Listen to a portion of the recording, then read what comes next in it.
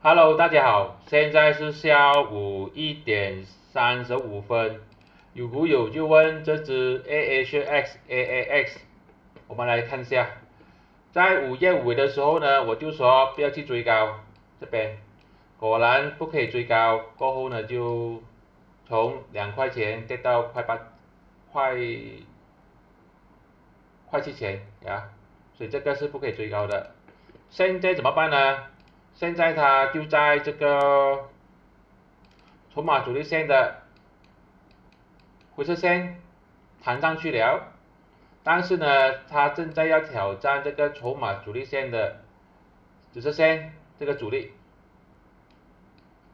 也就是说，现在股价呢正在处于这个筹码峰的这个区间里面。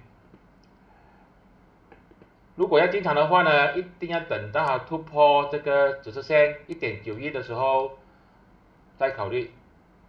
如果跌破这个灰色线，也是要考虑把它卖出去。所以现在呢就看方向，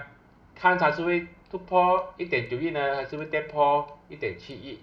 所以这个时候什么都不要做，就看方向罢了。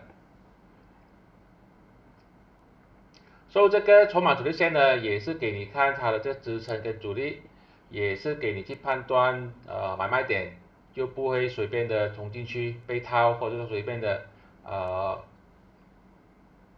买在不应该买的位置。如果你有兴趣的话，你可以帮忙一下去 set up 这个 Momo Malaysia，这样呢你就可以用这个筹码主力线免费1个月。这些都是我的个人看法，并没有任何的买卖建议，谢谢大家。